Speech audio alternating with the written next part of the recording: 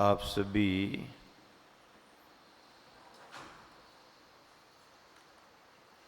नित प्रति जगत और जीवन के उन रहस्यों को समझ रहे हैं जो हमें प्रतिदिन घटित होते हुए दिखाई दे रहे हैं। 12 भावनाएं केवल विचार नहीं है, 12 भावनाएं जगत और जीवन से जुड़ा हुआ आचरण भी है।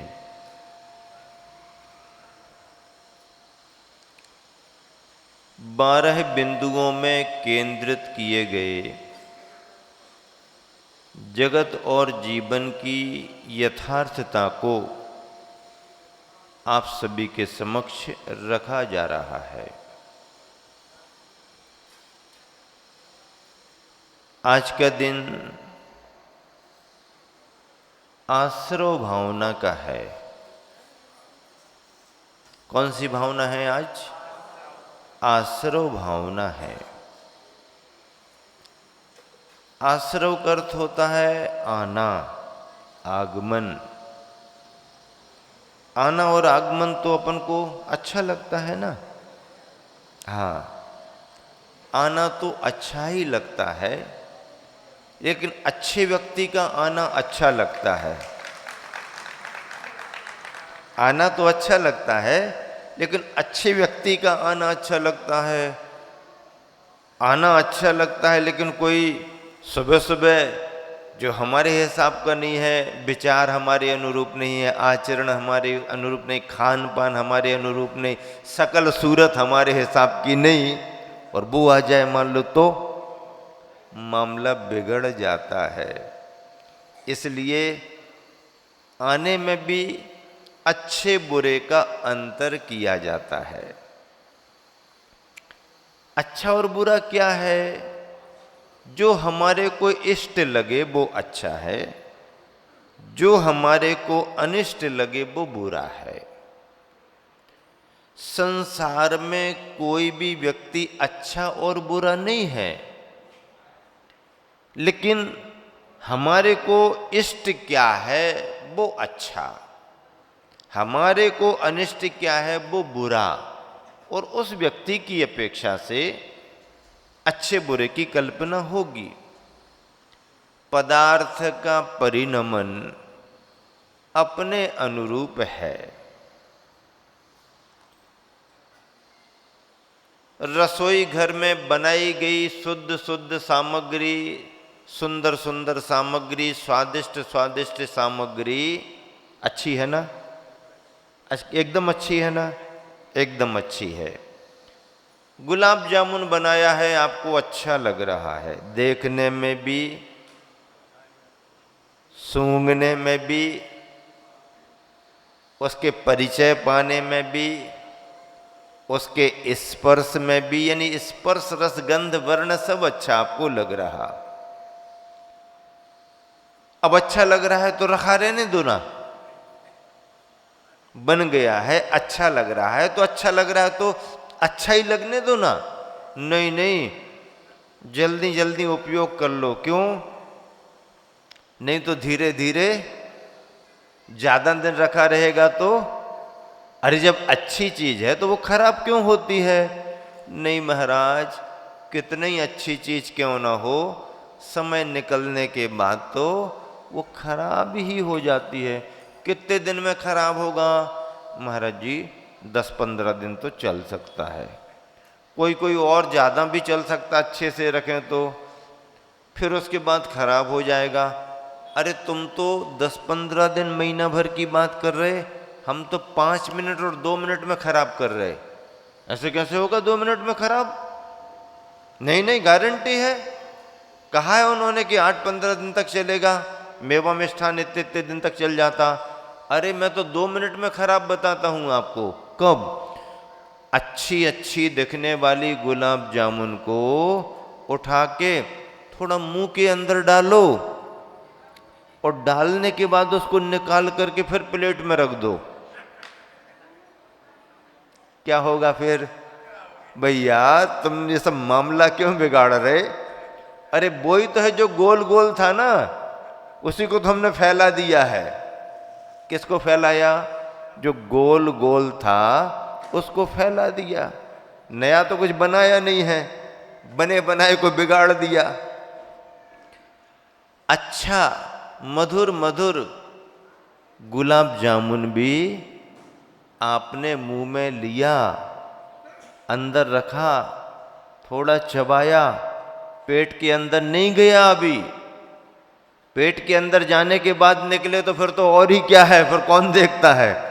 लेकिन पेट में जाने के पहले ही यदि मुंह में से निकाल के आपने रख दिया, जिस प्लेट में रखा था और बहुत सुहावना दिख रहा था, उसी प्लेट में आपने मुंह से निकाल के रख दिया।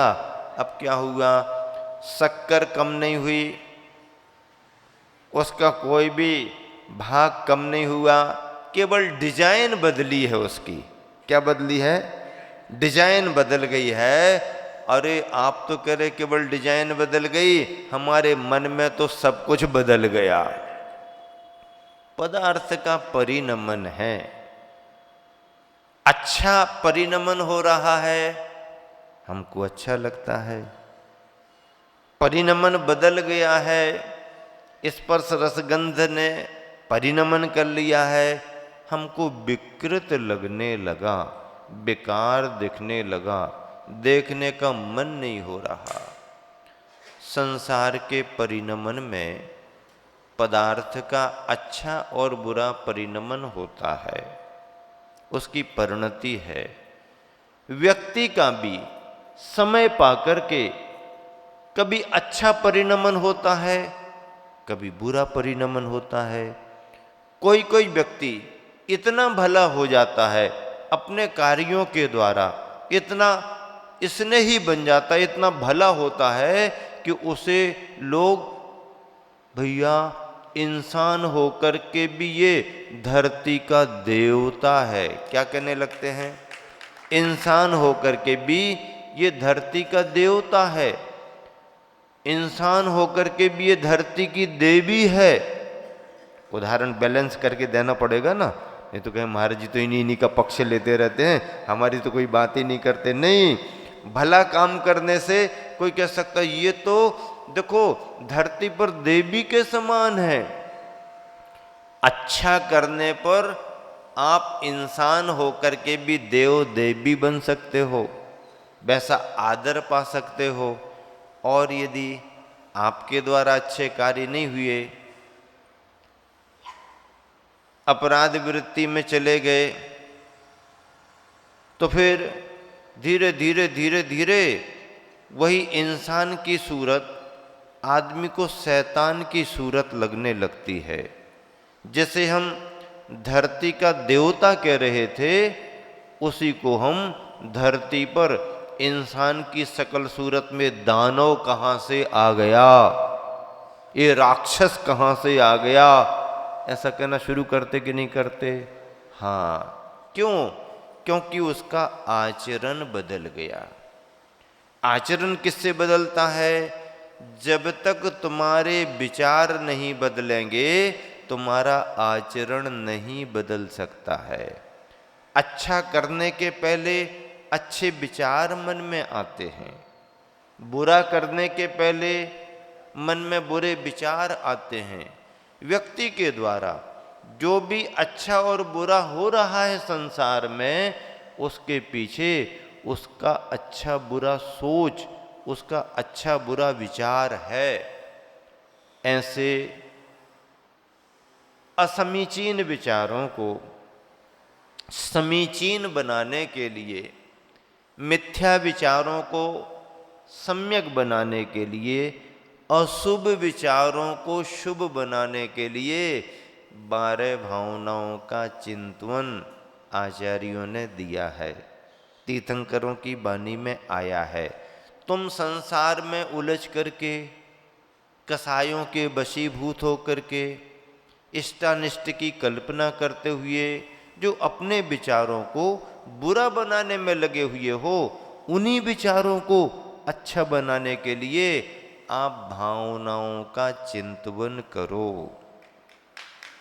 अनित्यता पर विचार करो, असरणता पर विचार करो, संसार, एकत्व, अनियत्व, असुचि पर विचार करो, फिर आश्रव पर विचार करो। ये भावनाएं हमारे मन को मांझती हैं, भावनाएं मन को मांझती हैं। 12 भावनाएं मन में चमक पैदा करेंगी, और जिसके मन में चमक आ जाए वह चेहरे पर झुर्रियों वाला बुढ़ा क्यों ना हो, चेहरा भी उसका चमकने लगेगा। क्यों?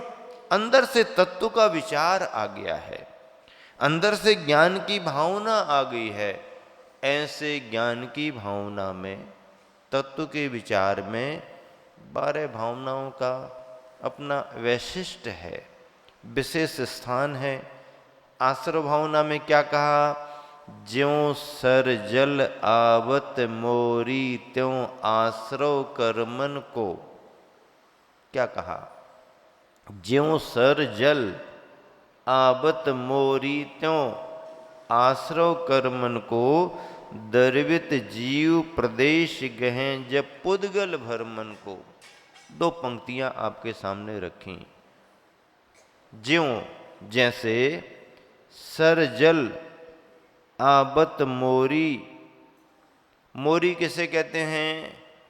मोरी जैसे नालियां बना दी जाती हैं ना, हाँ, तो ये नालियों की तरह मोरी होती हैं। अथवा नेचुरल पानी ने अपने बहाव के द्वारा जो रास्ता बना लिया है उसको मोरी कहो, अथवा जो थोड़ा सा और व्यवस्थित करके पनाल नाली बना दी जाती है उसको मोरी कहते हैं। ज्यों सरजल आबत मोरी, जैसे सरजल यानी सरोवर में जल, तालाब में पानी। तो तालाब में पानी कहाँ से आ रहा? ऊपर का बारिश का तो डायरेक्ट गिर रहा है, लेकिन आसपास से जो बह कर के आ रहा है, जो विभिन्न रास्ते तालाब तक आए हुए हैं, पानी ने बह करके स्वयं जो रास्ते बना लिए, उन रास्तों से सब तरफ से तालाब भरा। कैसे? ऊपर ऊपर के बारिश के पानी से ही तालाब भरता है ऐसा नहीं है। हाँ, वो जो बरसने वाला पानी वो तो है, लेकिन बह करके आने वाले पानी से तालाब जल्दी भर जाता है।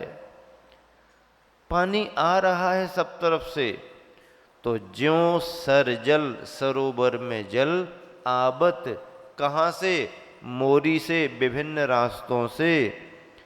त्यों आश्रव कर्मन को, ऐसे ही कर्म का आश्रव हमारे तुम्हारे को सब तरफ से हो रहा है। क्यों हो रहा है कर्म का आश्रव? क्योंकि हमारे अंदर मिथ्यात्व, अविरति, प्रमाद, कषाय, योग, ये सब पड़े हुए हैं। इनके द्वारा कर्म का आश्रव, आश्रव यानी कर्म का आना निरंतर हो रहा है। दर्वित जीव प्रदेश गहें जब पुद्गल भर मन को। पुद्गल की बरगनाओं से, पुद्गल के परिभ्रमण में, पुद्गल के व्यवहार व्यापार में जीव के प्रदेश जब जुड़ते हैं, जीव के प्रदेश जब पुद्गल की वर्गनाओं से जुड़ते हैं, तो कर्म का आश्रव शुरू होता है। आप कहोगे महाराज जी पुद्गल की वर्गनाएं हमको दिखाई तो देती नहीं है, फिर जीव के प्रदेश कैसे जुड़ते हैं? जो दिखाई नहीं देती हैं वो तो ठीक है, लेकिन उन्हीं पुद्गल की वर्गनाओं से जो जुड़ जुड़ करके स्कंध बन जाते हैं, पिंड बन जाते हैं, और पिंड में जो बड़े बड़े पिंड स्कंध 9 कर्म के रूप में आ जाते हैं। 9 कर्म क्या कहलाता महाराज जी? 9 कर्म जैसे घटपटादि शरीर हमारा नौकर्म है, टेबल कुर्सियाँ नौकर्म है, मंच नौकर्म है, ये सामने रखे हुए कैमरे नौकर्म है, तुम्हारा चश्मा नौकर्म है, पूजन की सामग्री नौकर्म है, टेबल नौकर्म है। संसार में जितनी भी सामग्रियाँ दिखाई दे रही हैं, हमारी आंखों से पकड़ में आ रही हैं, स्पर्श रस गंध वर्ण का विषय बन रही हैं, वह सब कुछ नौकर्म है। कर्म हमारे आत्म प्रदेशों में बंधा हुआ है और उस कर्म के कारण संसार का ये सारा नौकर्म हमें मिलता रहता है। नौकर्म से हमारे जीव प्रदेश जुड़ते रहते हैं। अब कोई भवन बना, अच्छा नहीं बना, हमसे सलाह लेते तो हम दूसरी डिजाइन बताते, हाँ ये तो बहुत अच्छा बना। किसने बनाया मुझको पता नहीं, मेरी डिजाइन ली है, कॉपी की होगी उसकी, हाँ मैंने कोर्स किया है ना, हाँ मेरा ही तो सब मार्केट में चल रहा है। ये व्यक्ति ठीक नहीं, वो व्यक्ति अच्छा है, ऐसा है वैसा है। ये जो बाहर की परिणतियों को लेकर के अच्छे बुरे की कल्पनाएं हम करते हैं, अच्छे बुरे के भाव जो हमारे मन में आते हैं, हम उस नौकर्म से प्रभावित हो रहे हैं और अपने मन में अच्छे बुरे का भाव कर रहे हैं। ये अच्छे बुरे का भाव जो नौकर्म से जुड़ कर के हमारे में हो रहा, यही नए नए कर्म का आश्रव कराता है। संसार का चक्र कैसा चल रहा है आपको पता है क्या? संसार की साइकिल कैसे चल रही है आपको पता है क्या? आपको तो पता है तुम्हारी साइकिल कैसे चल रही, मोटर साइकिल कैसे चल रही। साइकिल पैरों से चलाना पड़ती है और मोटर लगा दो तो फिर पैर नहीं चलाना पड़ते हैं, फिर साइकिल आपको ले जाएगी। Cycle, motorcycle, auto, two wheeler, four wheeler है, सब कुछ कैसे चल रही है तो पता है। लेकिन तुम्हारी साइकिल कैसे चल रही, संसार की साइकिल कैसे चल रही? जीव राग देश के परिणाम करता है। क्या करता है जीव? कैसे करता है जीव राग देश के परिणाम? अंदर से कर्म से प्रभावित होकर और बाहर के नौ कर्म से जुड़कर अंदर का कर्म प्रेरित करता है, मोह का संस्कार, और बाहर के नौ कर्म से प्रभावित होकर, नौ कर्म आपको बताया ना किसे कहते हैं नौ कर्म? नौ कर्म जो भी पकड़ में आ रहा है, जो भी दिखाई दे रहा है, वो सब नौ कर्म है। साइंस ने जितना पकड़ा है वो सब नौ कर्म है, चाहे हमारी आंखें देख पाएं या ना देख पाएं। दूर दुनिया हमारी आंखों में आए या ना आए, सैटेलाइट ने पकड़ लिया है, नौ कर्म है। सैटेलाइट भी जिसे नहीं पकड़ पा रहा वो भी नौ कर्म है, क्योंकि यंत्र की भी एक सीमा होती है। जहां पर यंत्र काम नहीं करता है वहां पर मंत्र काम करने लगते हैं। जहां पर यंत्र फेल हो जाता है वहां पर भावनाओं के मंत्र काम करते हैं। इसलिए सबसे बड़ी शक्ति तो मंत्रों की है, जो यंत्रों को भी रोक देने की क्षमता रखती है। मंत्रों की साधना होती है, साधक मंत्रों की साधना करते हैं, और यही कारण है उनकी साधना से किसी पर करुणा बरस जाए, आशीर्वाद बरस जाए तो बीमार स्वस्थ होने लगता है, विपन्न संपन्न होने लगता है, विकलांग भी चलने लगता है, बूढ़ा भी जवानी जैसा एहसास करने लगता है। क्यों? क्योंकि आशीर्वाद, किसका आशीर्वाद? करुणा का, कृपा का आशीर्वाद हो गया है। और वो करुणा कृपा का आशीर्वाद उसके जीवन में कल्प वृक्ष का काम करने लगता है। करुणा का कल्प वृक्ष उसे मिल गया, लेकिन देने वाला आशीर्वाद किसी को देता नहीं है। लेने वाले की ताकत, लेने वाले की भावना आशीर्वाद को खींच लेती है। हम ना भी देना चाहें, तुम्हारा समर्पण हमारे आशीर्वाद को खींच लेगा। हाँ, लेकिन उतना चाहिए, उतना समर्पण तो आना चाहिए, उतनी गहराई से हमारे मन में भाव तो आना चाहिए।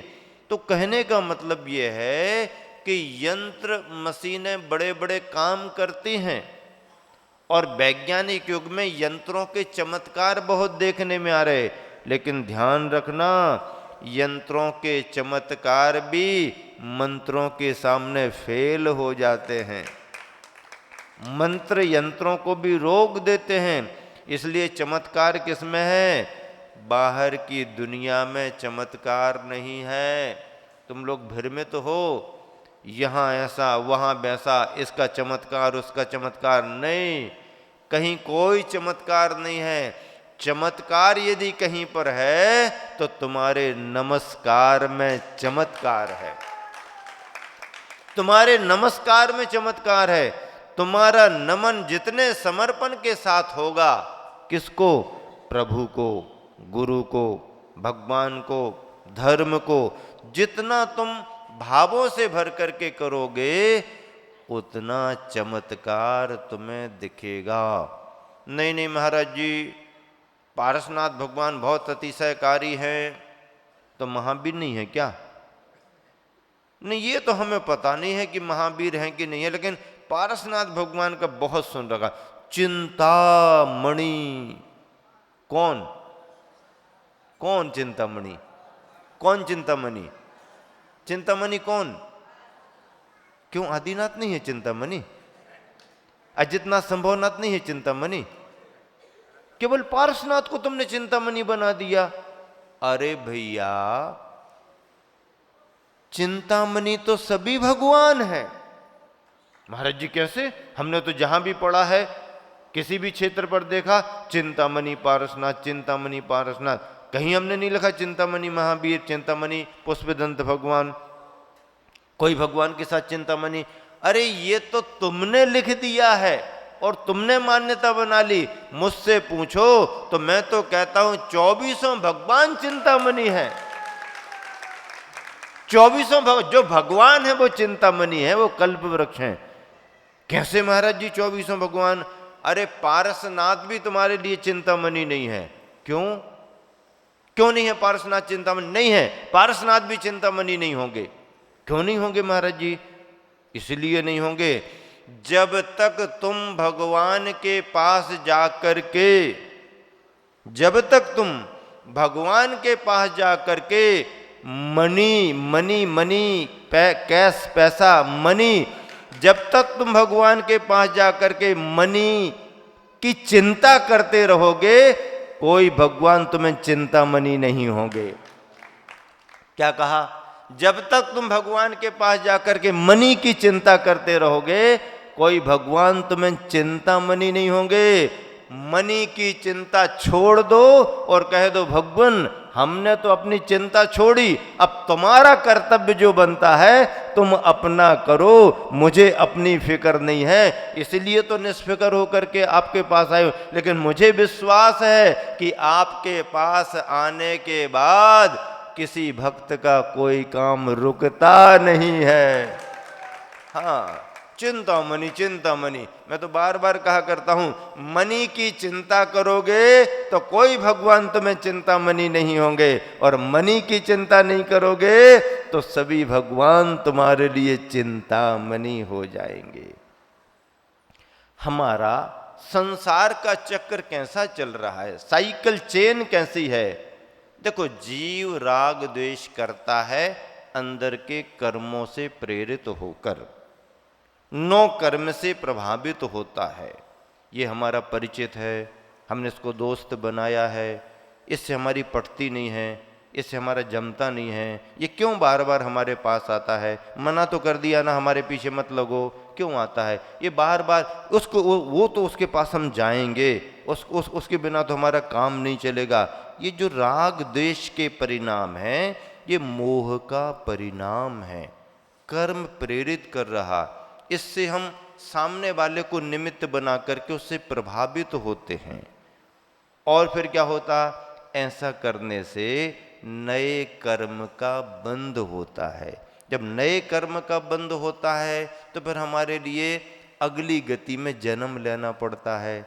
अगली गति में जब हम जन्म लेते हैं तो जन्म के साथ हमें एक शरीर मिलता है। शरीर में हमारे लिए इंद्रियां मिलती हैं, हाँ, देखने, सुनने, चखने आदि आदि, सूंघने की क्षमताएं, इंद्रियां मिलती हैं। और जब इंद्रियां मिलती हैं तो इंद्रियां अपने विषयों की ओर भागती हैं। सारे गामा पाधानी स्वर, सुगंध, दुर्गंध, रंग रूप बहुत अच्छा होना चाहिए। ये तो बहुत कठोर है, हमने कहा था ना सॉफ्ट वाला डनलप का गद्दा लाना, तुम ये कहाँ कर ले आए, हटाओ इसको, तुमको नहीं भेजेंगे, अब हम ही जाएंगे बाजार में देखने के लिए, हमें मालूम है किस दुकान पर सही मिलता है।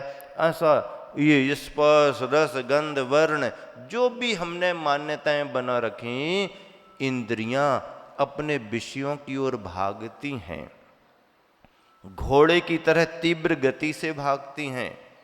हाँ, तो इन इंद्रियों के विषयों से जुड़ने के कारण फिर उनमें राग द्वेष होता है, ये अच्छा ये बुरा, ये अच्छा ये बुरा। ये राग द्वेष फिर नए कर्म का बंध कराता है, नए कर्म का बंध होता है, जीव नई गति में जाता है, नई गति में जाने पर शरीर मिलता है, शरीर मिलने पर इंद्रियां आती हैं, इंद्रियां अपने विषयों की ओर जाती हैं, विषयों में इष्टानिष्ट की हम कल्पना करते हैं, उससे राग द्वेष होता है, और राग द्वेष होता है तो फिर नया कर्म बंध होता है। और ये तुम्हारी चैन साइकिल संसार का चक्र बन करके अनवरत 24 घंटे बिना डीजल, बिना पेट्रोल के मोटर, बिना डीजल, बिना पेट्रोल के बैटरी वाली भी गाड़ी नहीं, सीधी सीधी चल रही है। कब से? अनादि से चली आ रही है। और कब तक चलेगी? कब तक चलेगी? अनंत काल तक चलती रहेगी, अनंत काल तक चलती रहेगी। यदि आपने सावधानी नहीं बरती तो ये जैसे कोई बेहोशी में पड़ा है और ना कामा में चला गया। अब कामा में चला गया तो अपने मन से थोड़ी कुछ कर रहा, वो तो सिस्टम उसका कर रहा। ऐसे ही बेहोशी में समझ लो तुम्हारे तंत्र काम कर रहा है। तंत्र ऑटोमेटिक प्लांट जैसे, बस कुछ नहीं है, बटन दबाओ और पूरा कारखाना यहाँ से जा रहा, वहाँ से आ रहा, निकल रहा, पैकिंग हो रही, ये हो रही, और बाहर कारखाने के बाहर सील सिक्का लग करके, ये ऑटोमेटिक प्लांट की तरह संसार में जीव के परिभ्रमण की जो कथा है, वह कथा इसी तरह के चक्र को लेकर के चल रही है अनादि से। क्यों? मोह और मिथ्यात्व का हमारे ऊपर बड़ा प्रभाव है। कर्मों का आश्रय किस किस कारण से होता है, कैसे कैसे होता है, देखिए आगे सुनिएगा। अब भावित आश्रय भाव शुभाशुभ निस्दिन चेतन को, पाप पुण्य के दोनों कर्ता कारण बंधन को।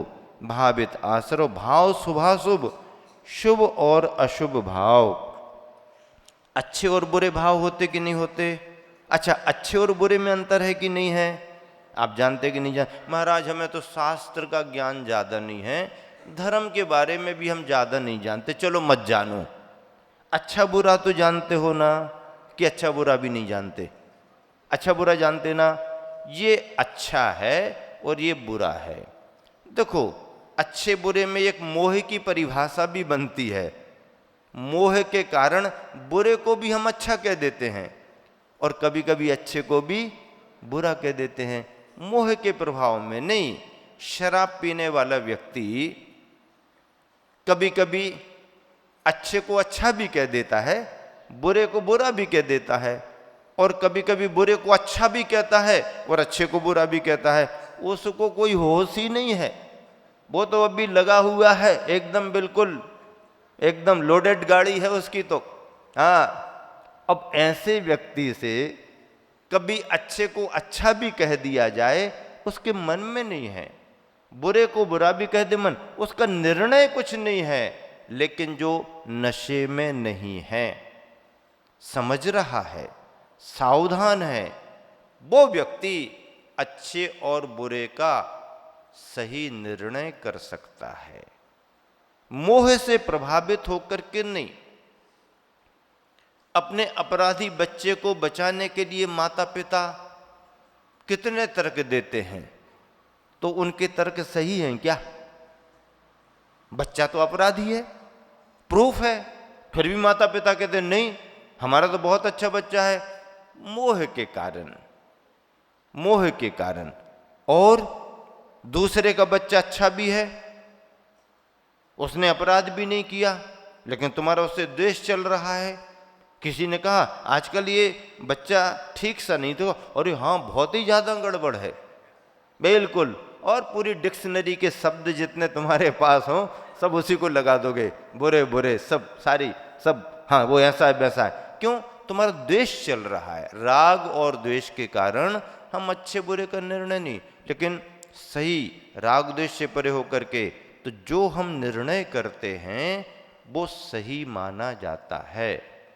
पाप पुण्य के दोनों कर्ता कारण बंधन को, भाव शुभ और अशुभ हमारे जो हैं वो पुण्य पाप का बंधन कराने वाले हैं। तुलसीदास जी ने एक दोहा लिखा, बहुत पुराना याद आ गया। तुलसी नरभव खेत है। मनुष्य का भव क्या है? मनुष्य की पर्याय मिली ना, नरकादि त्रियंचों को देखो, मनुष्य को देखो, तो तुलसी नरभव खेत है।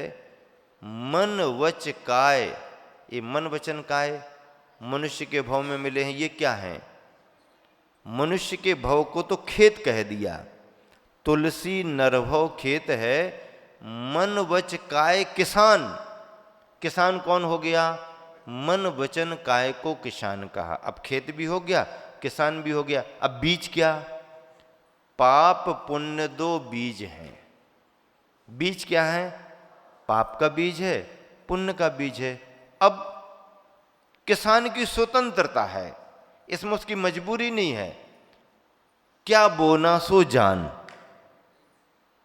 किसान विचार कर ले कि उस जमीन में क्या बोना है।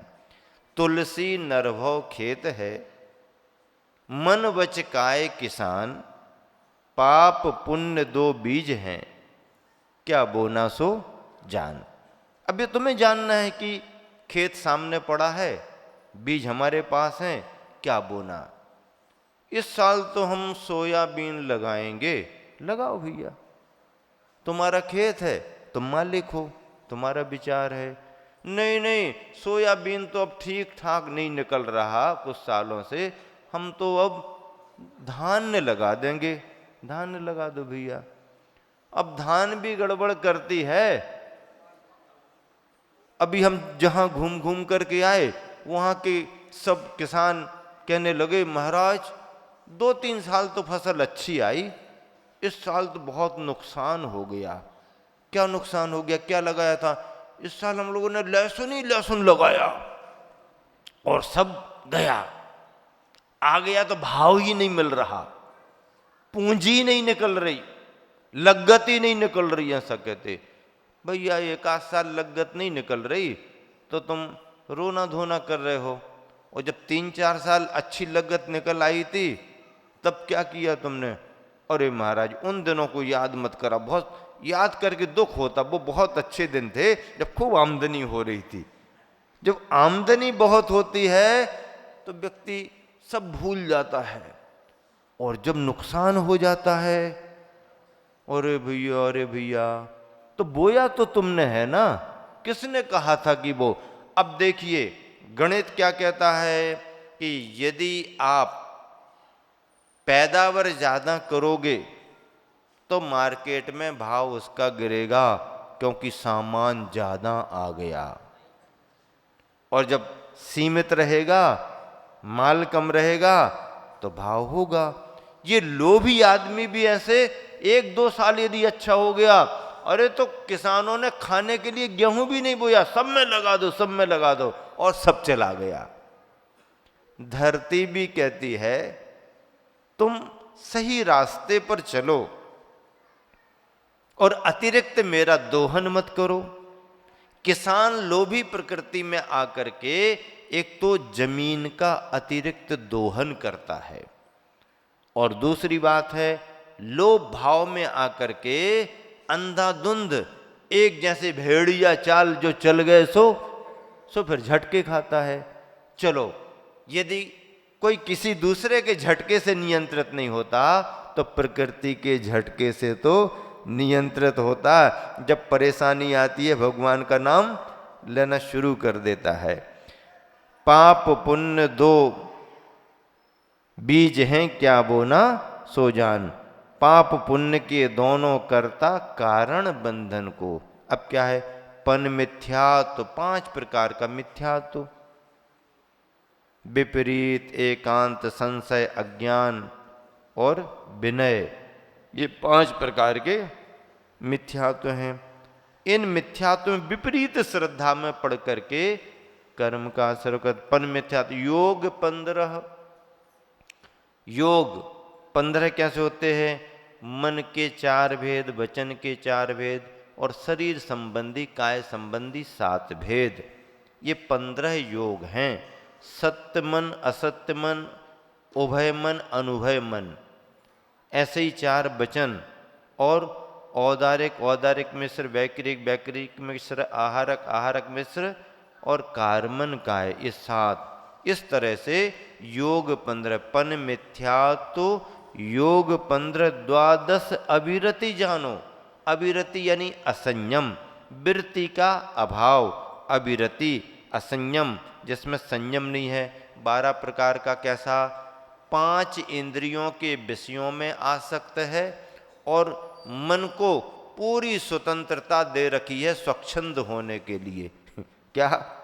मन को पूरी स्वतंत्रता दे रखी है स्वच्छंद होने के लिए। जाओ जहां जाना हो, जो सोचना करना हो, 5 इंद्रियों के विषय और एक मन, इस पर नियंत्रण ना होना, इस पर कंट्रोल ना होना, ये असंयम अविरति मानी गई है। तो ऐसा असंयम अविरति का भाव 6 प्रकार का ये, और 6 जीवनिकाय जीवों की रक्षा नहीं करना, 5 स्थावर, पृथ्वी जल अग्नि वायु वनस्पति, और एक सामान्य रूप से त्रस, त्रस में 2 इंद्रिय, 3 इंद्रिय, 4 इंद्रिय, 5 इंद्रिय आते कामन।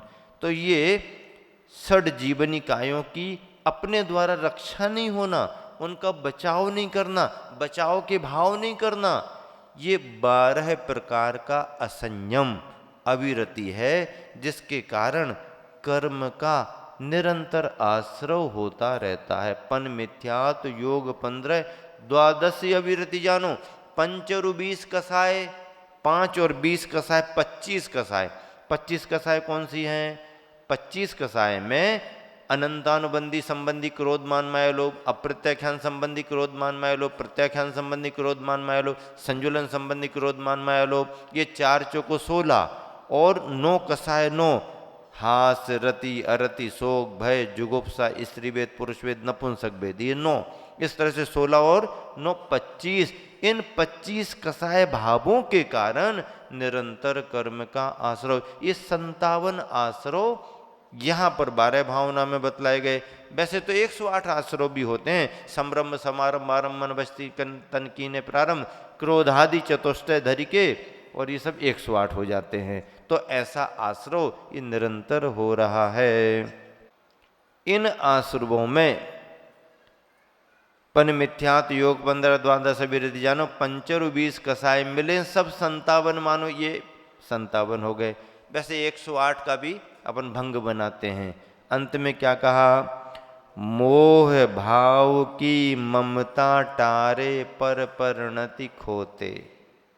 मोह भाव की ममता टारे पर परिणति खोते, करें मोक्ष का यतन निराश्रव ज्ञानी जन होते।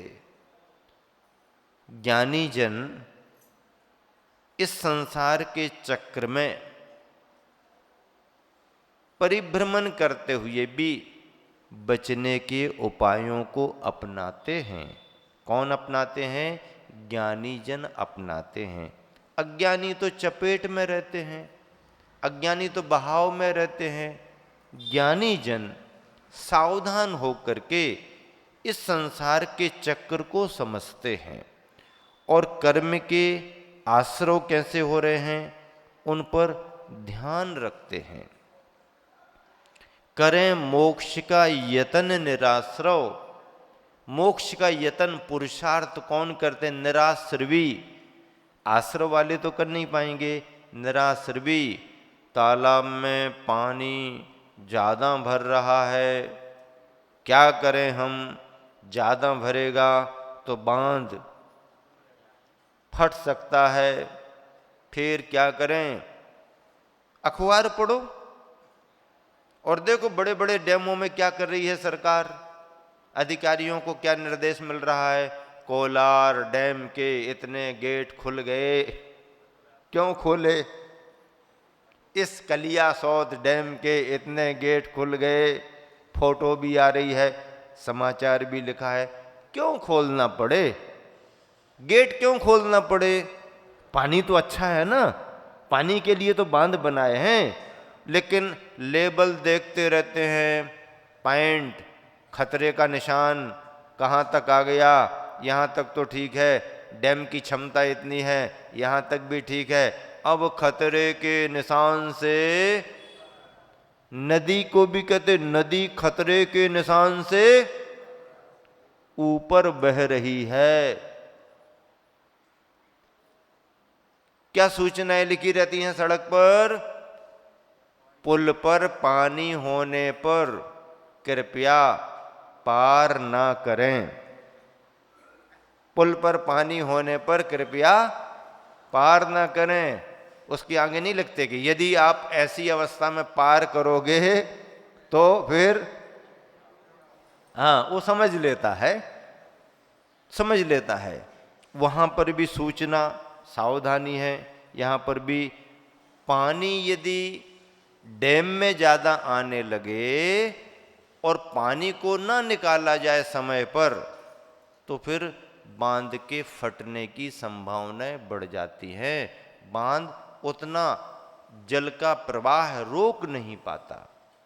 इसलिए स्तर कहाँ तक बढ़ गया, कहाँ तक बढ़ गया, कहाँ तक बढ़ गया? यहाँ तक तो ठीक है, इंजीनियर ने कहा है यहाँ तक कोई खतरा नहीं, लेकिन इससे ऊपर बढ़े तो करना। और ये पानी बहुत गिर रहा है, तालाब में बहुत आ रहा, डैम भर गया है, चलो खोल दो एक डैम, एक गेट, दो गेट, पूरा गेट नहीं, पहले आधा खोलते हैं फिर पूरा। एक गेट से काम नहीं चला, दो गेट, कई बार तो सभी गेट खोल देना पड़ते हैं। अब नीचे वाले को सावधान कर दे तो भैया बाढ़ आने वाली है, सावधान। घाट घाट के पास में जितने लोग हैं जरा ऊपर चले जाओ, खाली करो। क्यों? यदि पानी नहीं छोड़ेंगे तो बहुत बड़ा नुकसान हो जाएगा। आ रहा है, निकाल नहीं रहे। ठीक ऐसे ही जिन गृहस्थों के पास आमदनी के साधन बहुत हैं, आ रहा है दिन दूना और रात चौगुना।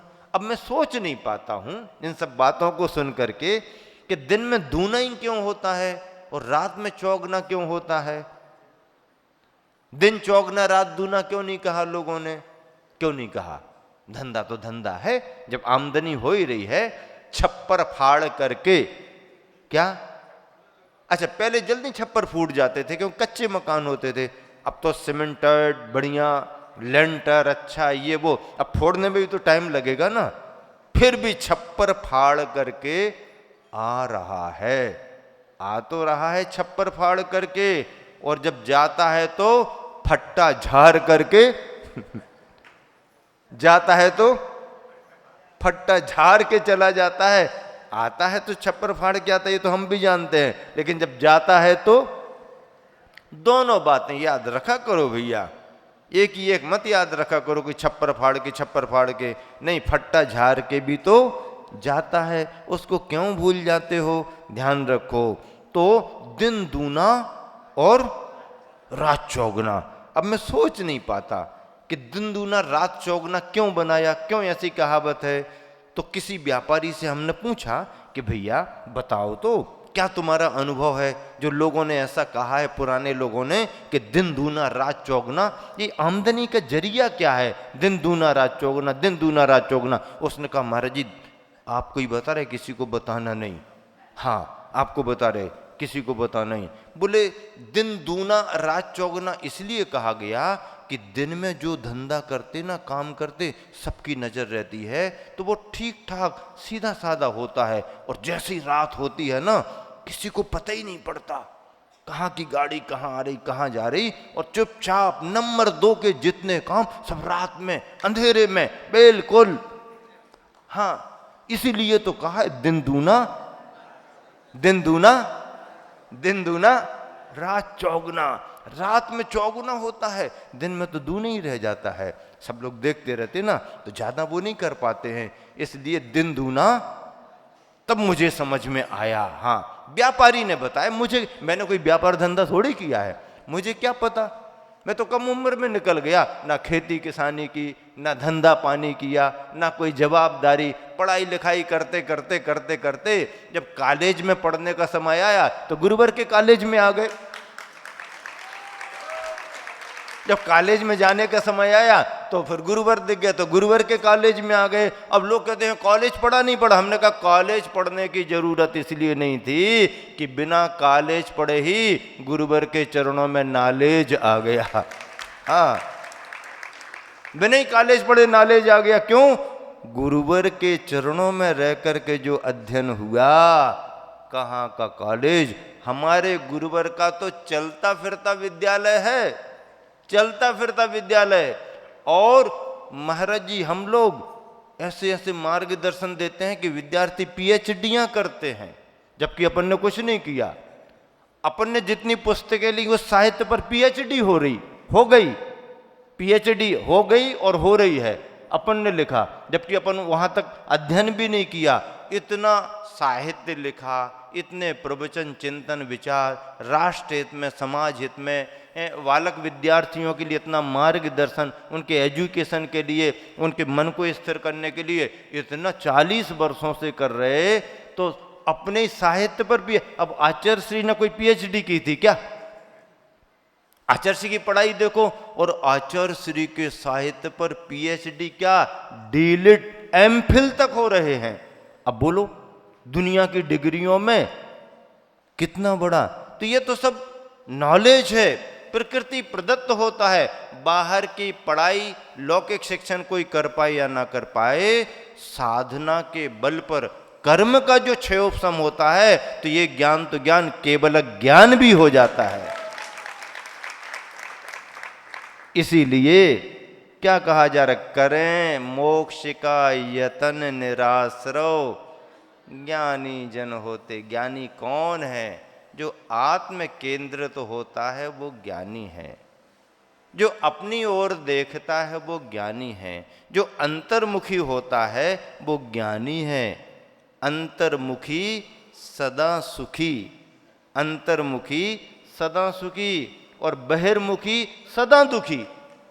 जिसने पर की ज्यादा अपेक्षा रखी, जो पराश्रित ज्यादा हुआ, जो पर को लेकर के ज्यादा विचार करता है, वो कहीं ना कहीं दुखों में रहेगा। और जो अपने पर विचार करता है, अपना विचार करता है, अपने कल्याण के लिए विचार करता है, उसका कल्याण तो होता ही होता, बल्कि उसके इस विचार से दूसरों का भी कल्याण होता है, दूसरों का भी भला होता है। इसलिए अंतर्मुखी सदा सुखी। तीर्थंकर भगवान जन्म लेते हैं, इसी तरह का शरीर धारण करते हैं, और इस शरीर में भी फिर क्या करते हैं? वो जीवन की साधना करते हैं, अपना कल्याण तो करते ही करते हैं। जिन्होंने जन्म दिया, ऐसे जनक यानी पिता, जननी यानी माता, जनक यानी पिता, जननी यानी माता, यानी अपना कल्याण तो करते हैं, अपने जनक और जननी के कल्याण में भी निमित्त बनते हैं। एक बार यदि तीर्थंकर के कोई माता पिता बन जाएं, पंचकल्याणक वाले नहीं। एक बार साक्षात यदि कोई तीर्थंकर के माता पिता तीर्थंकर को जन्म देने वाले बन जाएं तो तीसरे भव में माता पिता को मोक्ष होता ही होता है। क्यों? उस पर्याय से स्वर्ग जाएंगे वो, और मनुष्य बनकर के माता पिता दोनों मुनि बनकर के मोक्ष जाते ही जाते हैं। तीर्थंकर को साक्षात मुनि अवस्था में यदि किसी दातार ने आहार का दान दे दिया तो वह दातार उसी भव में मुनि बनकर के मोक्ष जाएगा, अथवा वहां से स्वर्ग जाकर के तीसरे भव में मोक्ष जाएगा ही जाएगा। ऐसे तीर्थंकर होते हैं जो स्वयं अपना कल्याण करते हैं, जनक जननी का कल्याण करते हैं और संपूर्ण जगत के कल्याण में निमित्त बनते हैं। कल्याण तो व्यक्ति के उपादान से होगा, लेकिन निमित्त बनते हैं। निमित्त भी संसार के परिवर्तन में बहुत बड़ा कारण बनता है। ऐसे तीर्थंकर भगवंत आत्म साधना करते हैं, अपने लिए साधना करते हैं, पर उनकी साधना से जगत का भला भी होता है। संत का जीवन कैसा है? संत का जीवन न केवल जीने का बहाना है, संत का जीवन न केवल जीने का बहाना है, संत का जीवन न केवल सांसों का खजाना है। संत का जीवन न केवल जीने का बहाना है, संत का जीवन न केवल सांसों का खजाना है, संत का जीवन तो है लालिमा पूरब दिशा की। संत का जीवन तो है लालिमा पूरब दिशा की। संत का काम तो सारी धरती को जगाना है, संत का काम तो सारी धरती को जगाना है। जो हमारे पास आए उन्हीं का भला हो, इतने सीमित भी हम क्यों होंगे? जो हमारे पास नहीं आ पा रहा उसका भी भला हो, और जिसके हमारे पास आने के भाव भी नहीं है, श्रद्धा भी नहीं, नास्तिक भी है, हम तो चाहेंगे उसका भी भला हो। प्रशंसा करने वाले को ही आशीर्वाद देते ऐसा नहीं है, बल्कि प्रशंसा करने वाले को तो एक ही बार आशीर्वाद देते ताकि ये ज्यादा बार बार प्रशंसा ना करे, गड़बड़ ना हो जाए। लेकिन यदि कोई गालियां दे दे तो संत उसको डबल आशीर्वाद देते हैं। बहुत अच्छा, बहुत अच्छा। अभी तेरे को अपना धर्म मालूम नहीं है, अभी अहंकार और अज्ञानता का जोर चल रहा है। भगवान इसकी अज्ञानता और अहंकार कब चला जाए, इसको सद्बुद्धि आए, इसके लिए तेरे को ज्यादा जरूरत है। डबल डबल आशीर्वाद ले जा, जा, तेरे को ज्यादा जरूरत है। इसको तो एक में ही काम चल जाएगा, क्योंकि ये आधा तो आगे बढ़ गया, तूने तो अभी चलना ही शुरू नहीं किया, इसलिए तेरे को डबल डबल आशीर्वाद देते हैं। हाँ, संत वही तो होते हैं, अपने अपने भक्तों के लिए, अपने अपने प्यारों के लिए जो हमारे मन का काम करते हैं, उन्हीं को सारे तिलक लगा दें, ऐसा थोड़ी है भैया। हैं, तिलक चेहरा देख करके थोड़ी लगाया तो चेहरा देख करके जाता है। चेहरा देख करके क्यों लगाया जाता है? चेहरा नहीं देखें और माथे की जगह नाक पर लग गया तो चेहरा तो देखना पड़ेगा ना। चेहरा देख करके तो तिलक लगाएंगे, चेहरा देख करके तो लगा ताकि माथे पर लगे, लेकिन एकदम ऐसा नहीं कि हमारा परिचित है, हमारा परिचित है। भैया तिलक लगा रहे तो सभी को तो लगा दो ना। जो हमारा सहयोगी है उसको एक तिलक लगाओ, और जो असहयोगी है उसको डबल तिलक लगा दो। हाँ भैया, बहुत अच्छा, बहुत अच्छा, बहुत अच्छा। अरे भैया बहुत अच्छा। हाँ, जिस संत का भाव होता है, और इसी संतत्व की भावना से विश्व शांति और विश्व कल्याण, इसी संतत्व की भावना से विश्व शांति और विश्व का कल्याण होता है। अब ऐसी भावना के लिए कोई बाजार मार्केट हो कोई जरूरी नहीं, कोई भीड़ भाड़ हो कोई जरूरी नहीं। ये तो होली दिवाली के समारोह हैं, रोज रोज के थोड़ी हैं भाई। पूड़ी पराठे रोज रोज थोड़ी खाए जाते हैं, मेवा मिष्ठान रोज थोड़ी खाया जाता, कभी कभार खाया जाता है। रोज दाल बाफले खाने लगो तो फिर दाल के पानी पर आ जाओगे, बाफले तो चले जाएंगे। रोज दाल वाफले थोड़ी खाए जाते, रोज खान नहीं नहीं वो तो बहुत अच्छे हैं बहुत अच्छे हैं, खाते जाओ। तो एक दिन वाफले तो चले जाएंगे, दाल के पानी पर आ जाओ, दाल भी निकाल दो। डॉक्टर कहेगा भैया ठीक होना है, अब दाल निकालो, पानी पर आ जाओ। ये तो होली दिवाली महोत्सव कार्यक्रम प्रभावना के अंग बनते हैं। संत तो जंगल में रह करके भी, एकांत में रह करके भी, अपनी गुफा में रह करके भी, अपनी जगह पर रह करके भी विश्व शांति की कामना कर लेता है, और उसकी बरगनाओं का प्रभाव वातावरण पर पड़ जाता है। अंत में यही प्रेरणा है आप सबके लिए कि करें मोक्ष का यतन निराश्रो, ज्ञानी जन होते हमको भी कर्मों के आश्रय से बचना चाहिए। इसलिए स्वाध्याय करो, धर्म की बातों को समझो, नियम संयम ग्रहण कर पाओ ना कर पाओ, बहुत बड़े व्रत उपवास कर पाओ ना कर पाओ, पर कम से कम धर्म की बातें समझना तो शुरू करो। आज यदि आप समझोगे तो कल किसी को समझा भी सकते हो, और कल करने का भाव हो तो समझदारी पूर्वक यदि कोई धर्म का कार्य करोगे तो उसमें मजबूती रहेगी, मन कमजोर नहीं होगा तुम्हारा। जैनियों को, जैन सिद्धांतों को समझने की बहुत जरूरत है। अरे बंधुओं, आप सौभाग्यशाली यहाँ पर आ गए, ऐसे और भी कई लोग होंगे तुम्हारी उम्र के जिनका मन अभी सुनने का नहीं हो पा रहा, आलस में पड़े होंगे, बहाने चल रहे होंगे, और ये परेशानी वो परेशानी। बंधुओं, संसार में परेशानियों का अंत तो है ही नहीं, अवसर का लाभ उठाने वाला बुद्धिमान माना जाता है। आप दूसरे नगर में, दूसरी जगह कहाँ जाकर के चातुर्मास में इतना सुन पाओगे? तुम्हारे नगर में वर्षा हो रही है, अपने अपने बर्तन को भर लो, और बाद में जब पानी नहीं मिलेगा तो इसकी कीमत समझ में आएगी। मोह नींद के जोर, जगवासी घूमे सदा, कर्म चोर चहु ओर, सर्वस लूटे सुध नहीं। मोह की नींद ऐसी आ रही है व्यक्ति को, उठा के बिठार भी रहे हैं तो भी सो रहा है, तो भी सो रहा। मोह नींद के जोर, जगवासी घूमे सदा, सब उसमें नशे में घूम रहे मोह के नींद के, और कर्म चोर चहुओर, कर्मों के चोर सब तरफ से आकर के तुम्हारी संपदा को लूट करके जा रहे हैं, तुमको पता नहीं। अरे अपनी निधि को संभालो, अपनी संपदा को संभालो, और मोह की निद्रा को तोड़ करके जागृत होकर के इस धर्म की सभा में आ जाओ, और धर्म की बातों को सुनना शुरू करो, समझ को बनाओ, और एक बार सच्ची समझ आएगी फिर कहने की जरूरत नहीं पड़ेगी, अपने आप कुछ ना कुछ करना प्रारंभ करोगे। इसी शुभ भावना से समय आपका हो गया, विराम देता हूँ। महावीर भगवान की।